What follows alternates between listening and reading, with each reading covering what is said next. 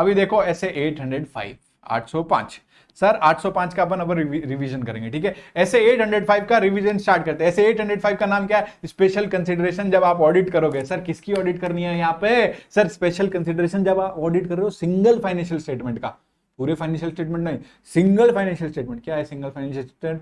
Single financial statement क्या है मैं आपको बताऊंगा, धीरज रखो। स्पेसिफिक एलिमेंट की ऑडिट कर रहे हो, अकाउंट की ऑडिट कर रहे हो, या फिर कोई आइटम की ऑडिट कर रहे हो फाइनेंशियल स्टेटमेंट, तो लगेगा ऐसे 805। ऐसे 805 में कुछ बातें अपने को स्पेशल कंसिडरेशन से, सर ये सारी चीजें अपने को कुछ मतलब स्पेशली कंसिडर करनी है। तो स्पेशल कंसिडरेशन कब? जब आप ऑडिट कर रहे हो किसकी? सिंगल फाइनेंशियल स्टेटमेंट की, या स्पेसिफिक एलिमेंट की, या फिर कोई अकाउंट या आइटम है फाइनेंशियल स्टेटमेंट का। तो सर ये बताओ ना सिंगल फाइनेंशियल स्टेटमेंट क्या है? प्लीज प्लीज प्लीज प्लीज आओ ना सब बताता हूँ।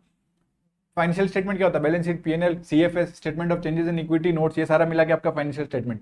पर मैं बस बोल रहा हूं आप सीएफएस ऑडिट करो, बस सीएफएस ऑडिट करके दो, तो बस CFS sir single financial statement हो गया। बस पीएनएल ऑडिट करके दो, तो बस पीएनएल का अगर ऑडिट करेंगे तो सिंगल फाइनेंशियल स्टेटमेंट। बस बैलेंस शीट का ऑडिट करो, बस बैलेंस शीट का अगर ऑडिट करेंगे तो वो सिंगल फाइनेंशियल स्टेटमेंट होगा।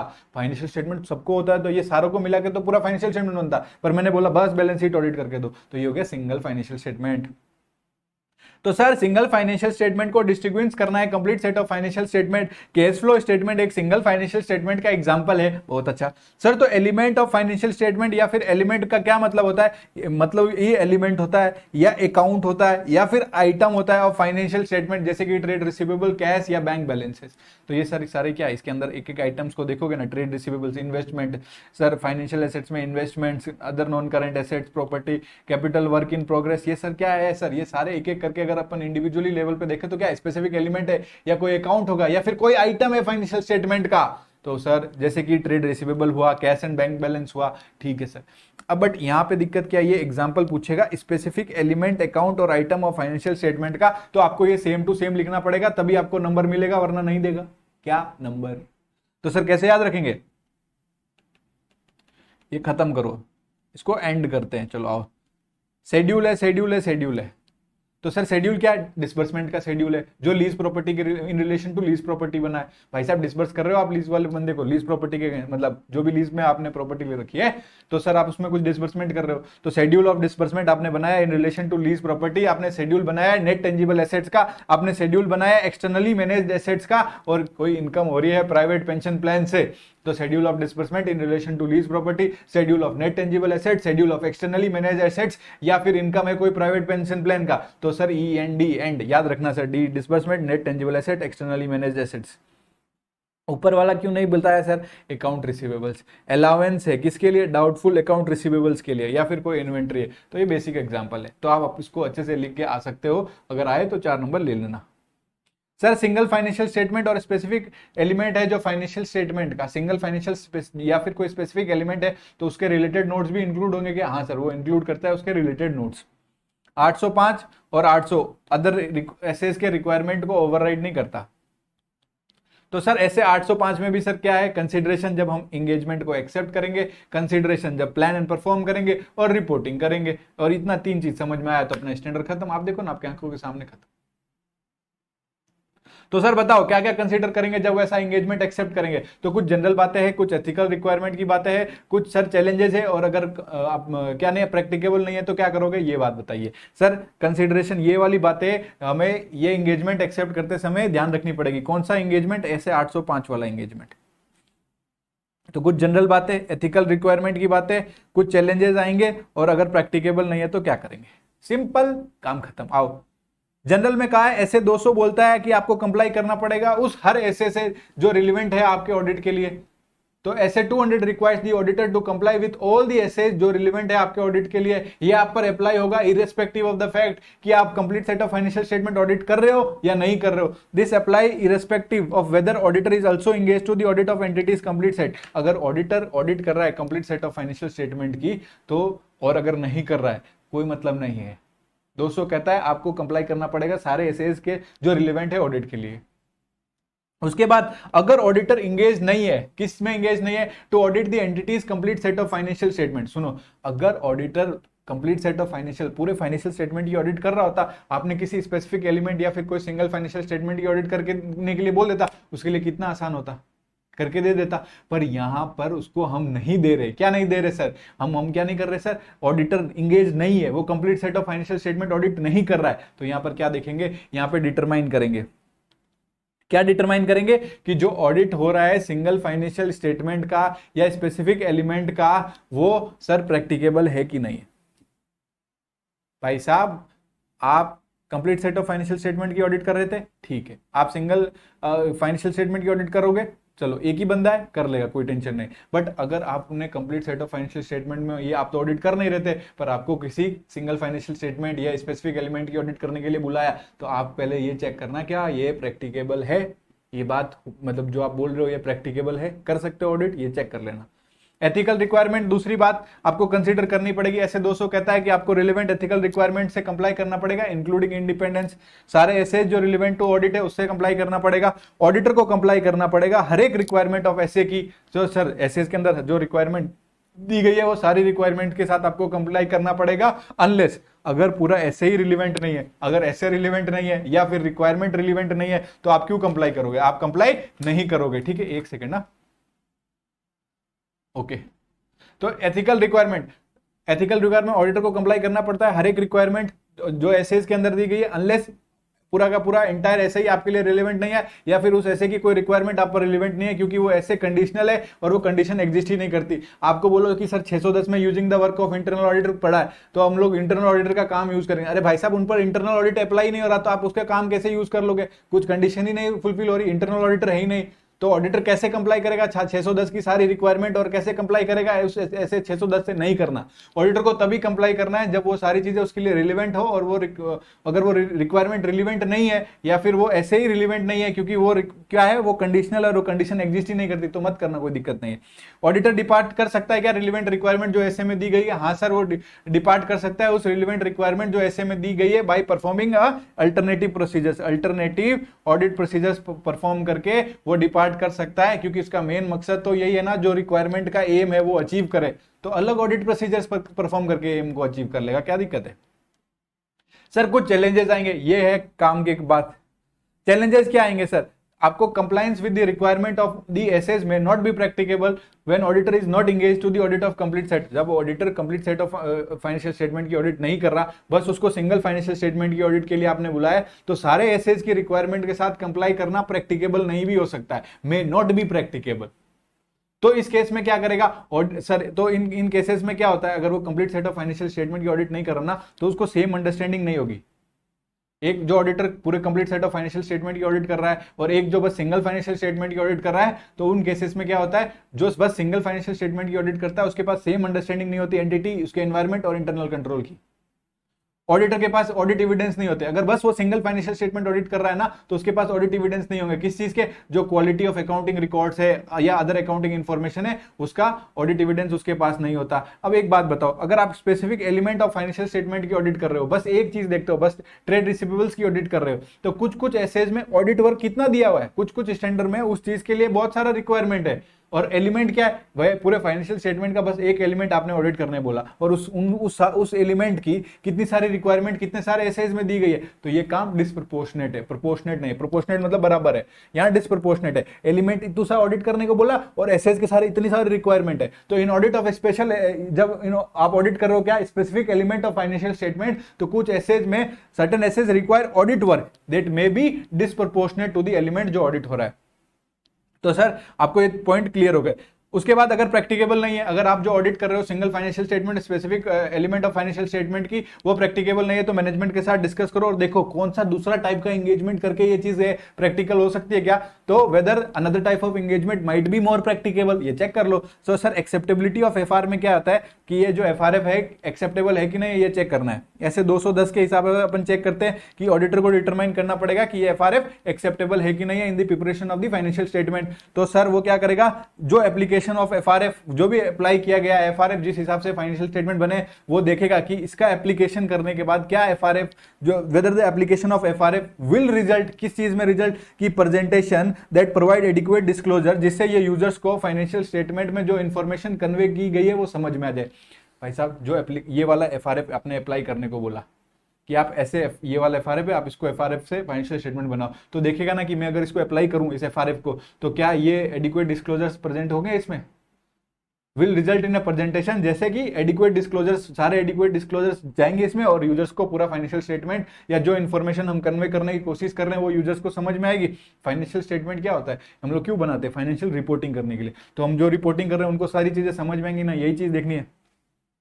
अगर आप बात करो single financial statement, specific element of financial statement, अगर ये सिंगल फाइनेंशियल स्टेटमेंट या specific element of financial statement जो बना है वो एप्लीकेबल एफआरएफ से बना है, और वो एप्लीकेबल एफआरएफ कहां किस पे बेस्ड है सर, एक एफआरएफ पे बेस्ड है। वो एफआरएफ किसने एस्टेब्लिश किया है, एफआरएफ एस्टेब्लिश्ड बाय ऑथराइज्ड और रिकॉग्नाइज्ड, कोई भाई ऑथराइज्ड ऑर्गेनाइजेशन है, रिकॉग्नाइज्ड ऑर्गेनाइजेशन है जिसका काम है standard setting, by an authorised और रिकॉग्नाइज्ड स्टैंडर्ड सेटिंग ऑर्गेनाइजेशन, तो अगर उन्होंने एफआरएफ बनाया है तो हमारे लिए एप्लीकेबल होगा वो एफआरएफ। तो उस केस में हम लोग क्या देखेंगे, उसमें हमें डिटरमाइन करना पड़ेगा कि ये जो ऑर्गेनाइजेशन है, जो ऑथराइज्ड और रिकॉग्नाइज्ड ऑर्गेनाइजेशन है जिसने ये स्टैंडर्ड सेट किया है, मतलब ये एफआरएफ दिया है, तो क्या वो उस वाले फ्रेमवर्क में जो अप्लाई हो रहा है उसमें इन्वॉल्व होगा, क्या वो इन्वॉल्व करता है, तो उसमें हमें कंसीडर करना पड़ेगा, क्या कंसीडर करना पड़ेगा कि ये फ्रेमवर्क इंक्लूड करता है सारी रिक्वायरमेंट ऑफ फ्रेमवर्क जो रिलेवेंट है प्रेजेंटेशन के लिए, और जो रिलेवेंट है प्रेजेंटेशन के लिए, और जो प्रोवाइड करेगा एडिक्वेट डिस्क्लोजर्स। सिंपल सी बात बताऊं, एफआरएफ फाइनेंशियल रिपोर्टिंग फ्रेमवर्क जो भी आप जिसके भी हिसाब से आप फाइनेंशियल स्टेटमेंट बना रहे हो वो एक्सेप्टेबल होना चाहिए। ऐसे 200 यही कहता है, आप एक्सेप्टेबिलिटी ऑफ एफआरएफ देखो, तो वो जो भी आपको एफआरएफ दिया गया है वो आप अप्लाई, उसका आप एप्लीकेशन कर रहे हो, तो आप ये देखो क्या ये एफआरएफ अप्लाई करने के बाद में एडिक्वेट प्रेजेंटेशन हो रहा है, क्या हो रहा है सर, एडिक्वेट प्रेजेंटेशन हो रहा है, उससे सर एडिक्वेट डिस्क्लोजर्स हो रहे हैं, जिससे यूजर्स को ये फाइनेंशियल स्टेटमेंट में जो इन्फॉर्मेशन कन्वे की गई है वो समझ में आ जाएगी। अगर कोई सिंगल फाइनेंशियल स्टेटमेंट या स्पेसिफिक फाइनेंशियल स्टेटमेंट किसी एप्लीकेबल एफआरएफ के हिसाब से बना है, वो एप्लीकेबल एफआरएफ कौन से वाले किस पे बेस्ड है सर, वो एप्लीकेबल एफआरएफ किसी एस्टेब्लिश्ड ऑर्गेनाइजेशन ने, मतलब जो ऑथराइज्ड या रिकॉग्नाइज्ड ऑर्गेनाइजेशन है उसने ये बनाया है।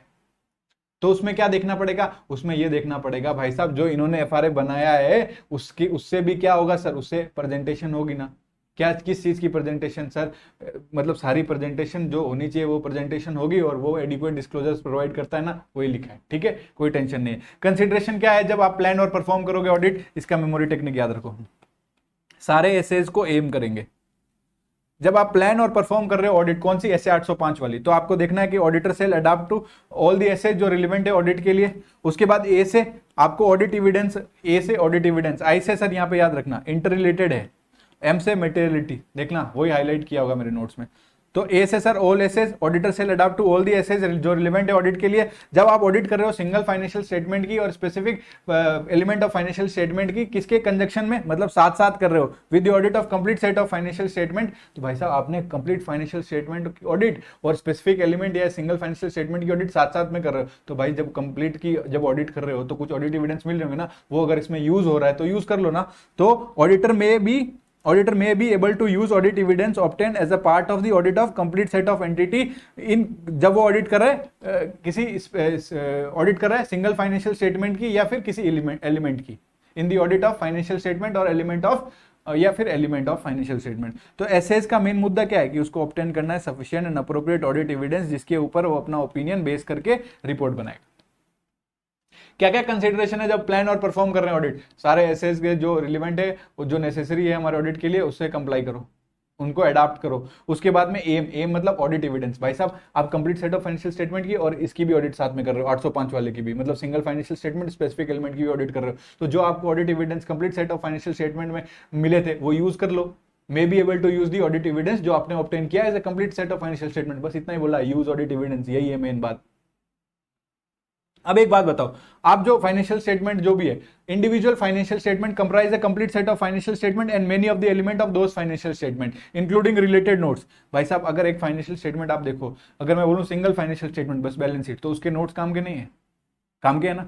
अगर मैं आपको बोलूं कि सर भाई साहब आप किसी एक एलिमेंट की ऑडिट करो ट्रेड रिसीवेबल्स की, तो बस ट्रेड रिसीवेबल्स को देखने से हो जाएगा, परचेज नहीं देखनी पड़ेगी, सेल्स नहीं देखनी पड़ेगी, सारी चीजें देखनी पड़ेगी। तो सर आप जो ये बोल रहे हो क्या है सर, सुनो सर, जो फाइनेंशियल स्टेटमेंट है वो कंप्राइज करता है complete set of financial statement, individual financial statement that comprise the complete set of financial, तो उसमें मेनी ऑफ द एलिमेंट्स, बहुत सारे एलिमेंट्स इंटर रिलेटेड होते हैं, many of the elements including notes, related notes, सब चीज इंटर रिलेटेड होती है। तो ऑडिटर बस आइसोलेशन में ऑडिट कर सकता है क्या? Auditor may not be able to consider isolation में, मतलब बस उसको एक को देख के ऑडिट कर सकता है क्या? ट्रेड रिसीवेबल्स को बस एक को बोला ट्रेड रिसीवेबल्स को ऑडिट करना, बाकी चीजें नहीं देखनी पड़ेगी, बाकी एलिमेंट्स पर नहीं जाना पड़ेगा, जाना पड़ेगा। Auditor may not be able to consider financial statement और एलिमेंट इन आइसोलेशन, तो उसको परफॉर्म करने पड़ेंगे procedures in relation to the interrelated items, मतलब दूसरे आइटम्स में भी तो उसको कुछ प्रोसीजर्स परफॉर्म करने पड़ेंगे और जो ऑब्जेक्टिव है ऑडिट का वो मीट करना पड़ेगा। अब सुनो सर, मेटेरियलिटी लेवल आपने जो डिसाइड किया था, materiality determine for a single financial statement या specific element of financial statement, वो कम हो सकती है जो मेटेरियलिटी डिटरमाइन हुई है complete set of financial statement. अब आपको मैं बताऊं, आपको ऑडिट करना सर, आपका स्टॉक जो एक्चुअल होगा और बुक का जो स्टॉक होगा उसमें अगर 5% तक का डिफरेंस आएगा तो चलेगा, कोई टेंशन नहीं। ये आपने मेटेरियलिटी सेट की कब? जब आप complete set of financial statement की ऑडिट कर रहे थे। बट आपने क्या किया? एक्चुअल स्टॉक, बुक स्टॉक और डिफरेंस, इसमें आपने मेटेरियलिटी सेट की 3%। कब? जब आप ऑडिट कर रहे हो, एक सेकंड पेन नहीं चल रहा, 3% जब आप कर रहे हो सिंगल फाइनेंशियल स्टेटमेंट की ऑडिट। तो क्या आप मेटेरियलिटी कम? भाई साहब मैं बस यहां पे इन्वेंट्री की ऑडिट कर रहा हूं फॉर एग्जाम्पल, ठीक है।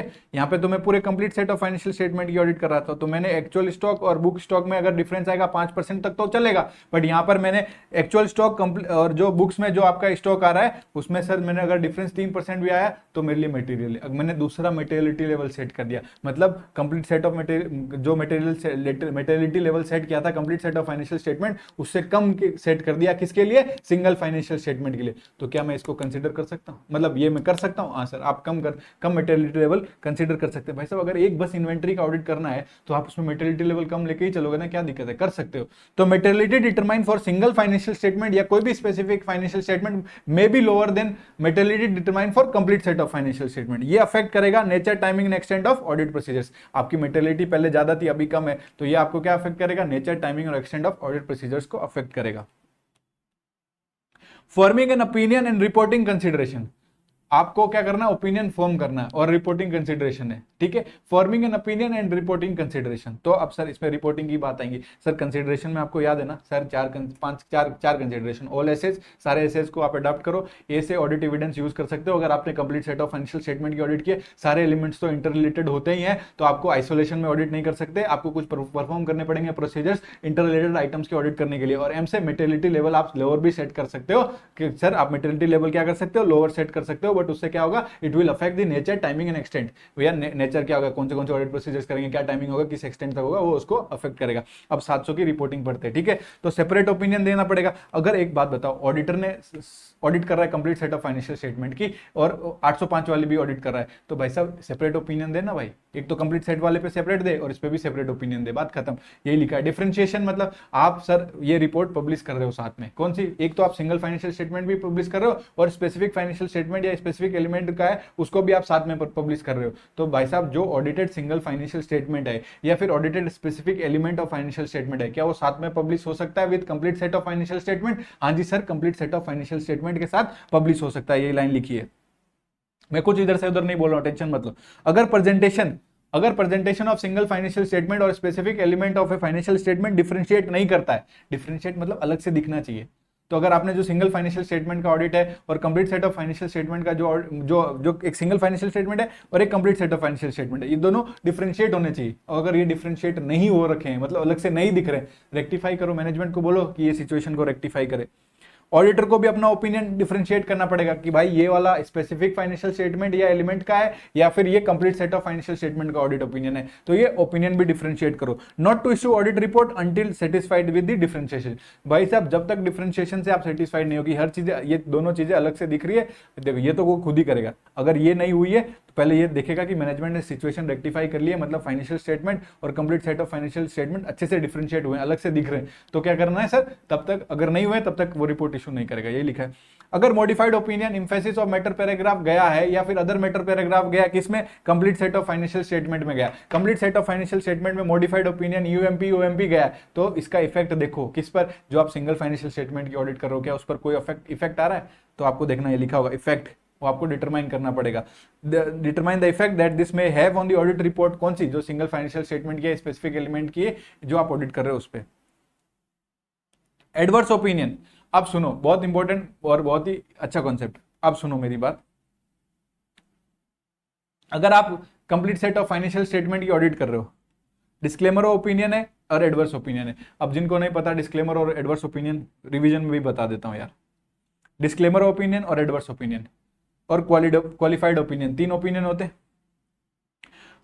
और उसमें पहले मटेरियल, मटेरियल मतलब बहुत भारी है, इन्फ्लुएंस कर सकता है इकोनॉमिक डिसीजंस को। परवेसिव, परवेसिव बस भारी नहीं है और इन्फ्लुएंस नहीं करेगा, बहुत ही खतरनाक है। परवेसिव मतलब खतरा।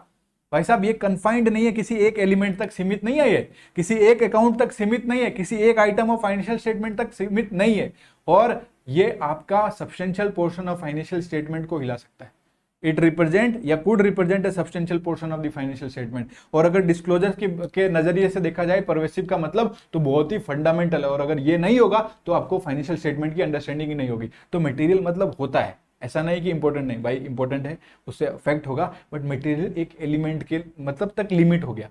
ऐसा नहीं कि पूरे फाइनेंशियल स्टेटमेंट को बर्बाद करके रख देगा, पूरे फाइनेंशियल स्टेटमेंट को अफेक्ट करेगा। तो परवेसिव मतलब बहुत ही भारी, और एलिमेंट मतलब ठीक है वो अफेक्ट करेगा, एक एलिमेंट तक करेगा, और परवेसिव मतलब वो पूरे फाइनेंशियल स्टेटमेंट को हिला सकता है, एक स्पेसिफिक एलिमेंट, अकाउंट और आइटम तक सीमित नहीं है। और डिस्क्लोजर्स के नजर से देखा जाए तो बहुत ही फंडामेंटल है to the user understanding of the financial statement. तो एडवर्स ओपिनियन अभी अपने को ऑब्टेन करने है सफिशिएंट अप्रोप्रिएट ऑडिट एविडेंस, किस चीज के रिगार्डिंग करने होते हैं, जो क्या कोई मटेरियल मिस स्टेटमेंट है क्या। अगर आपको सफिशिएंट अप्रोप्रिएट ऑडिट एविडेंस मिला कि मिस स्टेटमेंट है, और आपको पता चला कि मिस स्टेटमेंट मतलब गलती या कोई इनकरेक्ट या कोई फॉल्स इंफॉर्मेशन है, तो आपको पता चला, आपने उस चीज का, आपके पास सबूत है, मतलब सफिशिएंट अप्रोप्रिएट ऑडिट एविडेंस है, वो चीज मटेरियल भी है, परवेसिव भी है, एडवर्स ओपिनियन दे दो। आपको ऑडिट एविडेंस मिला ही नहीं, पर आपको लगता है ये मटेरियल भी हो सकता है, परवेसिव भी हो सकता है, डिस्क्लेमर दे दो। आपको मिला या नहीं मिला, क्या audit evidence, sufficient appropriate audit evidence मिला या नहीं मिला, ठीक है, पर आपको लगता है ये बस मटेरियल है, परवेसिव नहीं है, ये बस मटेरियल है, परवेसिव नहीं है, तो क्वालिफाइड ओपिनियन देंगे, ठीक है। अब देखो, जो आप complete set of financial statement की ऑडिट कर रहे थे ना, या फिर जो complete set of financial statement की ऑडिट है, उसमें डिस्क्लेमर गया है, उसमें एडवर्स ओपिनियन गया है, उसमें आपने कहा है भाई साहब मटेरियल भी है, परवेसिव भी है, तो आप क्या 805 में अनमोडिफाइड ओपिनियन दे दोगे। मैंने कहा परवेसिव का मतलब होता है एक एलिमेंट तक सीमित नहीं होता, बाकी एलिमेंट को भी अफेक्ट करेगा, substantial portion of financial statement को अफेक्ट करेगा, तो आप कैसे उसमें अनमोडिफाइड ओपिनियन दे सकते हो, उसमें भी आप अनमोडिफाइड ओपिनियन नहीं दे सकते। यहां पे लिखा है डिस्क्लेमर है और एडवर्स किसमें गया है, complete set of financial statement में गया है, तो आप अनमोडिफाइड ओपिनियन नहीं दोगे, 805 में कॉन्ट्राडिक्ट करेगा, नो वे, ठीक है। इधर आओ पढ़ो। If it is necessary to express, अगर ये नेसेसरी है, जरूरत है कि एडवर्स ओपिनियन और डिस्क्लेमर ओपिनियन हमें देना पड़ेगा एंटिटी के complete set of financial statement as a whole पे, तो 705 परमिट नहीं करता ऑडिटर को। किस चीज के लिए परमिट नहीं करता ऑडिटर को, कि वो इंक्लूड करे in the same audit report and unmodified opinion. वो अनमोडिफाइड ओपिनियन वो नहीं इशू कर सकता, किस पे, कौन सी रिपोर्ट में, सिंगल फाइनेंशियल स्टेटमेंट और स्पेसिफिक एलिमेंट के रिपोर्ट में वो अनमोडिफाइड ओपिनियन नहीं दे सकता। अनमोडिफाइड ओपिनियन का मतलब पता है ना, कि सब चीज ठीक है, कोई अपने ओपिनियन मॉडिफाई नहीं किया, बोला सब ठीक है, ठीक है। तो आपको नहीं भाई साहब, अगर एडवर्स गया है, डिस्क्लेमर गया है, तो आप अनमोडिफाइड ओपिनियन दे ही नहीं सकते, क्योंकि अगर आप अनमोडिफाइड ओपिनियन दोगे तो ये चीज क्या करेगी, कॉन्ट्राडिक्ट करेगी एडवर्स ओपिनियन और डिस्क्लेमर ऑफ ओपिनियन जो आपने complete set of financial statement में दिया है। तो सर यहां पे देखो, आपको स्पेसिफिक एलिमेंट के कंटेक्स्ट में एक चीज की लिबर्टी दी गई है। यहां पे मैंने आपको बोला complete set of financial statement में डिस्क्लेमर और एडवर्स ओपिनियन गया, अनमोडिफाइड ओपिनियन नहीं दे सकते सिंगल फाइनेंशियल स्टेटमेंट या स्पेसिफिक एलिमेंट पे, पर एक्सेप्शन है। यहां पर क्या है, एक्सेप्शन भी है यहां, किसके कंटेक्स्ट में, बस स्पेसिफिक एलिमेंट के कंटेक्स्ट में। और ये क्या एक्सेप्शन है सर, ये सिंगल फाइनेंशियल स्टेटमेंट के कंटेक्स्ट में नहीं है, बस स्पेसिफिक एलिमेंट के कंटेक्स्ट में एक्सेप्शन है। मतलब ये जो अपन ने पढ़ा उसके अलावा भी हो सकता है, मतलब जो आपने complete set of financial statement में डिस्क्लेमर ओपिनियन गया, एडवर्स ओपिनियन गया, वहां पर अनमोडिफाइड ओपिनियन आप नहीं दे सकते 805 में, क्योंकि कॉन्ट्राडिक्ट करेगा। बट स्पेसिफिक एलिमेंट के केस में कुछ एक्सेप्शन है, देखो उसको। लॉज एंड रेगुलेशन ने प्रोविड नहीं किया गया है, पहली कंडीशन क्या है, ये तीनों कंडीशन फुलफिल होनी चाहिए कि लॉज एंड रेगुलेशन ने प्रोविड नहीं किया, आप इनको साथ में पब्लिश नहीं करोगे, और जो स्पेसिफिक एलिमेंट है ना वो मेजर पोर्शन कंस्टिट्यूट ही नहीं करता फाइनेंशियल स्टेटमेंट का, तब आप उस स्पेसिफिक एलिमेंट पे क्या कर सकते हो, यहां पर अनमोडिफाइड ओपिनियन दे सकते हो। भले डिस्क्लेमर और एडवर्स गया है। ये एक्सेप्शन किस चीज में है? ये एक्सेप्शन बस स्पेसिफिक एलिमेंट पे, वो भी 3 कंडीशन। सर इधर देखो,